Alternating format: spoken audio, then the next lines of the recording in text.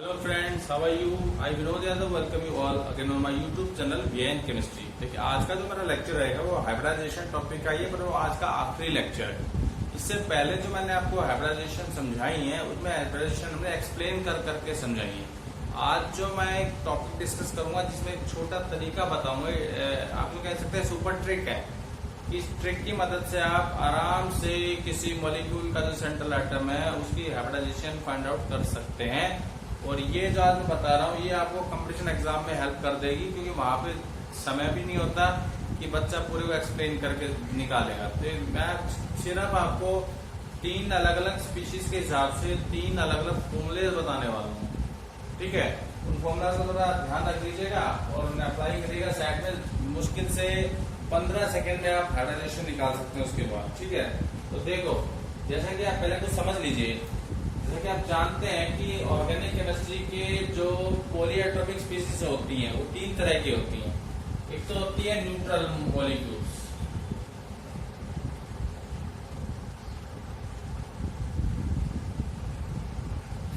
दूसरे होते हैं पॉलीएटॉमिक अनायंस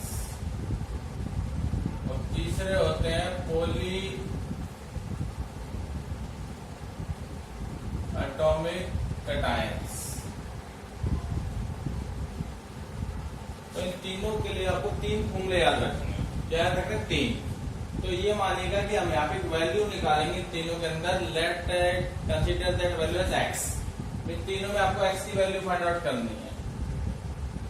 अब यहाँ पे एक बात को ध्यान रखिएगा, फॉर्मूला तो फिर आएगा भी। मान लीजिए अगर आपकी एक्स की वैल्यू आती है 2, तो हाइब्रिडाइजेशन रिमेंबर रखिएगा एसपी ही ध्यान रखनी है आपने। एक्स की वैल्यू अगर 2 आएगी तो क्या ध्यान रखना है कि वो एसपी हाइब्रिड आपकी स्पीसीज है। अगर आपकी वैल्यू आती है एक्स इनटू 3, मान लीजिए एक्स की वैल्यू क्या आती है, तो इधर से करते हैं। मान लीजिए एक्स की वैल्यू आपकी 2 आती है, तो मैंने कहा आपको क्या लिखना उसका आंसर एसपी हाइब्रिडाइजेशन है उसमें, ठीक है। अगर आपकी एक्स की वैल्यू 3 आती है तो वो मान लेना sp2 है, वो क्या है sp2। अगर आपकी x की वैल्यू 4 आती है तो sp3। अगर 5 आती है तो sp3d। 6 अगर आएगी तो sp3d2। ये थोड़ी बातें आपको ध्यान रखनी है। ये x कैसे निकालेंगे उसके लिए तीनों स्पीशीज में आपको तीन फॉर्मूलाज बताने वाला हूं, समझ गए। वो तीनों फॉर्मूले आपको याद रखने हैं, x की वैल्यू निकाल देनी है और इनसे मैच करनी है। तो फिर रिपीट कर रहा हूँ, x की वैल्यू 2 आएगी, sp हाइब्रिडाइजेशन का है मॉलिक्यूल। 3 अगर आएगी sp2 हाइब्रिडाइजेशन का मॉलिक्यूल है। 4 अगर आएगी sp3 है। 5 अगर आएगी sp3d है। 6 अगर आएगी sp3d2 है। तो ये तो बातें आपको ध्यान रखनी है, ठीक है। अब देखिए इन तीनों स्पीशीज के लिए मैं x का वो फॉर्मूला लिखता हूँ जिसकी मदद से वैल्यू निकल के आने वाली है, ठीक है। तो देखिए जो न्यूट्रल मॉलिक्यूल होंगे उनके लिए जो फॉर्मूला इस्तेमाल होगा, वहां पे जो x की वैल्यू निकल के आएगी आपकी, वो कैसे निकल के आएगी? x होता है उस केस में SA का मतलब है किसी मॉलिक्यूल का जो सेंट्रल एटम है उसके सराउंडिंग में कितने एटम्स हैं, उसके सराउंडिंग में कितने एटम है। जैसे मान लीजिए अमोनिया है NH3, तो सराउंडिंग में कितने एटम है? 3। सल्फेट आयन SO4 सराउंडिंग में कितने एटम है? 4। तो यहाँ पे उसके हिसाब से आपको वैल्यू पुट करनी है। क्लियर हो गया? Plus half G minus B. अब ये G माइनस बी क्या है इसको समझ लीजिए। G का मतलब है मॉलिक्यूल के अंदर जो सेंट्रल एटम है उसके पास कितने वैलेंस इलेक्ट्रॉन है। मतलब आई मीन टू से G किसे रिप्रेजेंट करता है? G रिप्रेजेंट करता है valence electrons of central atom और वी रिप्रेजेंट करती है वैलेंसी। अब ये वैलेंसी क्या है? वैलेंसी वो नहीं है जो 9th में सीखी है। वैलेंसी से मेरा मतलब है कि सराउंडेड जो एटम है वो मोनोवैलेंट है या डाईवैलेंट है। अगर वो मोनोवैलेंट एटम है तो उस कितने एटम है वही संख्या आपने वी की जगह लिखनी है। यानी अगर आपका मॉलिक्यूल इस टाइप का देखो, जैसे अमोनिया के AC ले लेता है NH3, तो यहाँ पे S से और B की वैल्यू सेम रहेगी। ऐसे क्या है, सराउंडिंग एटम कितने? 3 है H, तो 3 यहाँ पर करोगे। अच्छा, एक H मोनोवैलेंट होता है, सबको पता है, उसकी +1 चार्ज होता है, 1 वैलेंसी होती है, -1 चार्ज है तब भी 1 वैलेंसी है। तो यहाँ पे 3 है, इसमें से 3 पुट करेंगे। अगर मान लीजिए मैं ऐसा ही मॉलिक्यूल लेता हूँ, सल्फेट आयन को ले लेते, देखिए जो अगले केस में आपका आएगा एक तरह से। उसको फिलहाल चलो इसको छोड़िए, SCO2 को ले लेते हैं, ठीक है। तो देखो यहाँ पे जो ऑक्सीजन है सराउंडेड एटम, वो डाइवैलेंट एटम है, तो उसकी जो संख्या 2 है उसे डबल करके लिखना है V की जगह, ये बात आपको ध्यान रखनी है, ठीक है। अब आते हैं पॉली एटॉमिक अनायंस के ऊपर। पॉली एटॉमिक अनायंस के ऊपर देखो एक बारी, surrounding atom +12 G - V plus A का मेरा मतलब, या चलिए G - V +A लिखे। यहाँ मतलब क्या है कि अनायन का जो चार्ज है उसको एक ही जगह पुट करना आपने। जैसे सल्फेट आयन है, सल्फेट आयन कितना चार्ज है 2-, तो 2 को यहाँ पुट करना है एक ही जगह, ये ध्यान रखिएगा, ठीक है जी। ऐसी कटायन के लिए क्या फॉर्मूला होगा, surrounding atom +12 G - V - C। Cation का जो चार्ज होगा उसे हमने यहाँ पुट करना है C की जगह। क्लियर हो गया आपको। जैसे हमारा अमोनियम आयन NH4+, तो 1+1 था, उस 1 को C की जगह पुट करना। ये 3 फॉर्मूले हमने याद रखने, और अब एग्जांपल्स की मदद से कुछ वैल्यूज निकाल के चेक कर लेते हैं। क्लियर हो गया आपको। जैसे मान लीजिए पहला मॉलिक्यूल आपका CO2 को ले लेते हैं, देखिए अब ये न्यूट्रल मॉलिक्यूल है, कोई चार्ज नहीं है, तो यहाँ पे एक्स का ये वाला फॉर्मूला आपको करेंगे ऊपर वाला, तो एक्स की वैल्यू क्या निकल जाएगी, देखिएगा कितने सराउंडिंग एटम है 2 +12, ओके। C के वैलेंस इलेक्ट्रॉन कितने होते हैं 4, तो 6 एटॉमिक नंबर होता है 2 4, तो 4 इलेक्ट्रॉन है 4, G की जगह पुट किया। अभी एटम जो जुड़ा हुआ जो एटम हो, ये डाइवैलेंट एटम है, अब कितने 2, तो डबल करो 4, 2 + तो 0 रह जाना आपका, तो वैल्यू क्या आ गई 2, और 2 का मतलब मैंने क्या कहा था sp हाइब्रिडाइजेशन इस मॉलिक्यूल के अंदर।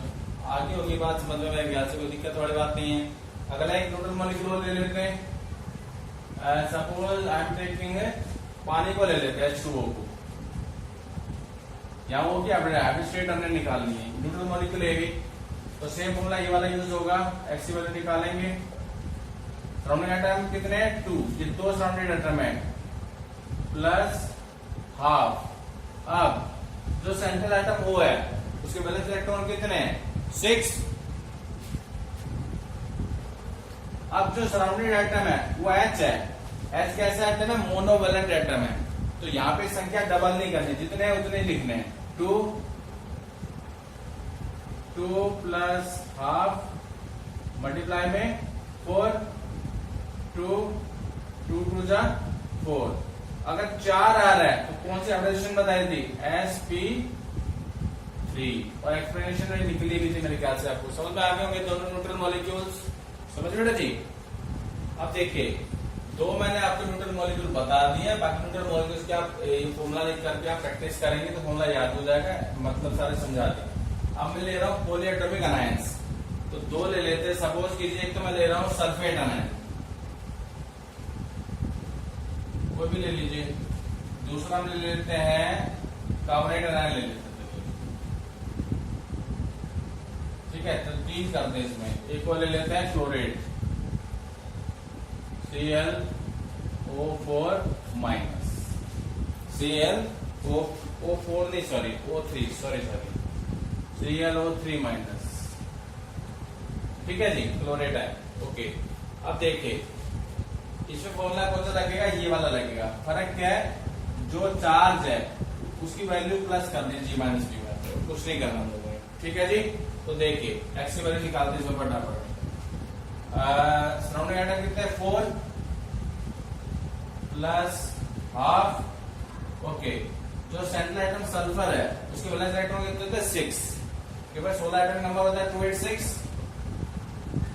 माइनस, ये डाइवैलेंट एटम है ऑक्सीजन एटम, तो 4 2 8 +2, इसे सॉल्व करके देखते हैं। 4 प्लस हाफ, या कितना बचेगा बताइए। 6 माइनस 6 ही बचने वाला है, 0, तो 4 ही तो आएगा आपका। sp3 चेक कर सकते हैं एक्सप्लेनेशन के अंदर जाके आप, ठीक है। ऐसे हम इसका निकालते हैं, कार्बोनेट आयन का निकालते हैं एक्स की value. How many surrounding atom are there? 3 plus half. How many valence electrons are present surrounding the C? 4। Divalent atoms 3 है, 3 दूनी 6 प्लस 2, तो यहां क्या निकल गया? 3 प्लस हाफ, और भाई 0 आएगा यहाँ भी, क्यों देखो ना, -6 प्लस 2 4, -4, ये प्लस 4 है, 0 3 का मतलब क्या है? sp2, क्या है? sp2। क्लियर हो गया आपको? चेक कर सकते हैं एक्सप्लेनेशन में जाके आप ClO3 माइनस को भी चेक कर लेते हैं, एक्स की वैल्यू निकालनी है। 3 surrounding atoms plus half, okay, this is the central atom. How many valence electrons are surrounding the chlorine? 7. Everybody knows this. This is a halogen. 7 minus, यहाँ क्या वैल्यू आएगी सोचिए बताइए। डायवेलेंट एटम वही है ना, तो 3 है, 3 दूनी 6, तो 6 माइनस 1, तो एक्स वैल्यू यहाँ क्या आएगी? 3 आएगी। क्यों आएगी सबको पता है ना, तो 0 रह जाएगा भाई -7 बन जाएंगे दोनों, ये +7 कट गए, एक्स वैल्यू क्या आएगी? 3। हाइड्रोस्टेट क्या आएगी? sp2। इस तरीके से आप निकाल सकते हैं। क्लियर हो गया होगा? ओके, और सॉरी इसमें गड़बड़ हो गई है, सॉरी फॉर्मूला में यहाँ +1 आएगा बेटा, देखो फॉर्मूला तो प्लस है ना, अनायन है ना, +1 समय प्लस था, +1, तो आप देखिए यहाँ वैल्यू क्या आएगी, उसको चेक कर लेते हैं। 7, यहाँ क्या बचेगा? -5, तो यहाँ क्या बचेगा? प्लस हाफ 2, तो 3 प्लस 1 बचेगा आपका, सॉरी 4। तो हाइब्रिड स्टेट क्या होगी यहाँ पे क्लोरीन की? sp3। इसे थोड़ा करेक्ट कर लीजिएगा, सॉरी वेरी क्लियर हो गया। फॉर्मूला याद रखिएगा, मैं +1 को -1 पुट कर गया, ठीक है। अब सही हो। अब हम आखिरी वाले को करेंगे, पॉलीएटॉमिक कैटायन के अंदर हमने ये वाला फॉर्मूला यूज करना है। Surrounding atom plus half valence electron minus उसकी वैलेंसी बताई थी उनका, और माइनस में उसका जो कैटायन का जो चार्ज है वो पुट करना माइनस के अंदर, ठीक है। तो यहाँ पे 3 कैटायन आपको समझा देते हैं। एक तो आपका है अमोनियम आयन को ले लेते हैं, तो एक वो पानी से जो बनता है हाइड्रोनियम आयन H3O+, उसको भी ले लेते हैं, और एक ले लेते हैं ये NO2+। क्लियर हो गया?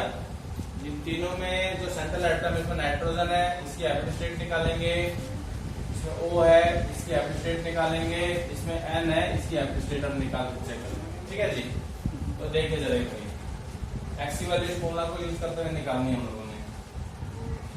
तो इस मॉलिक्यूल इस पॉलीएटॉमिक कैटायन में कितने सराउंडिंग एटम है? 4।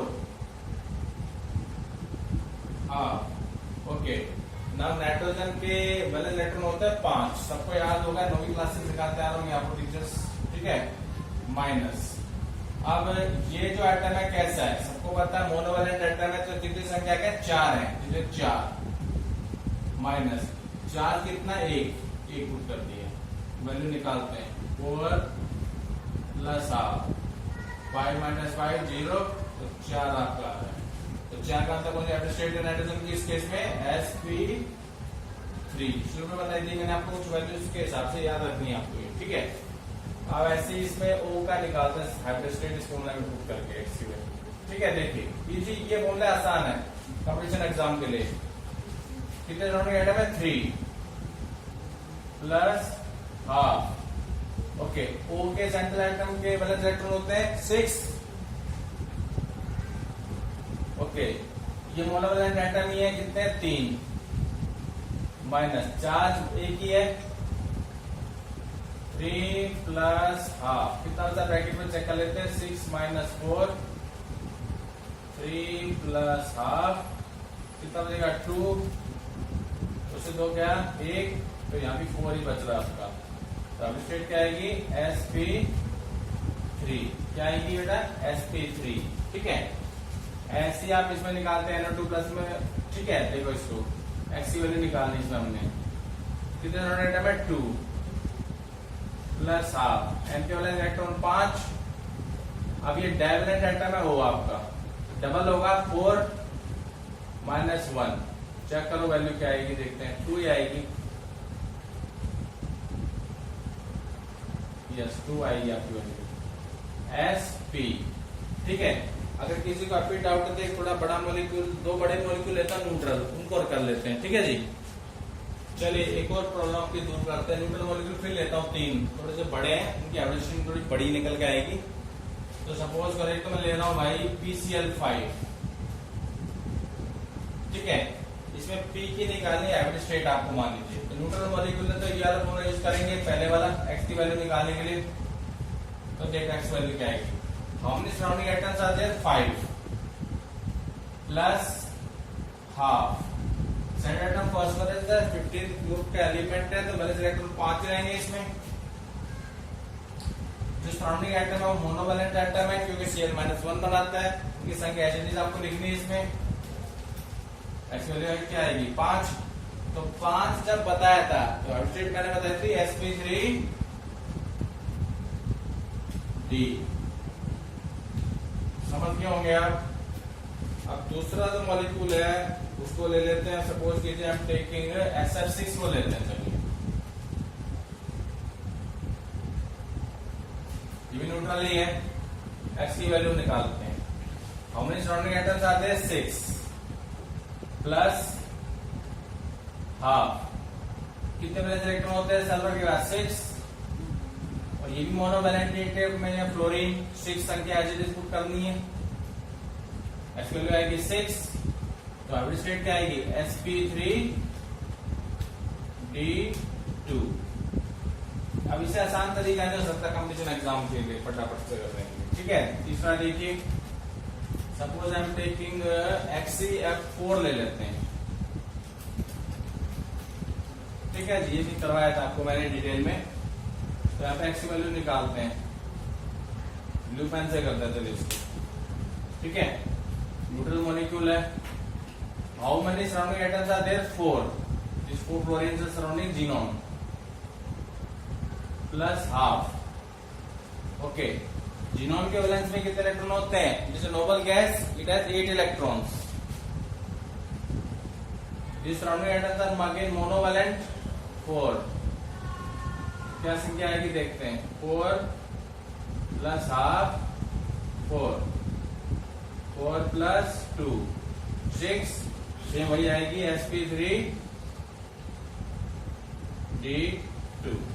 तो ये आज का लेक्चर था। यहाँ पे मैंने आपको कुल मिला के शायद 8 या 9 मॉलिक्यूल्स की मदद से सिखाया है कि आप कैसे कंपटीशन एग्जाम्स के अंदर पूछे गए सवाल में हाइब्रिडाइजेशन किसी मॉलिक्यूल की आराम से फाइंड आउट कर सकते हैं। अगर आपको लेक्चर अच्छा लगा हो, please like this lecture, share my lecture and subscribe my channel. Thank you very much.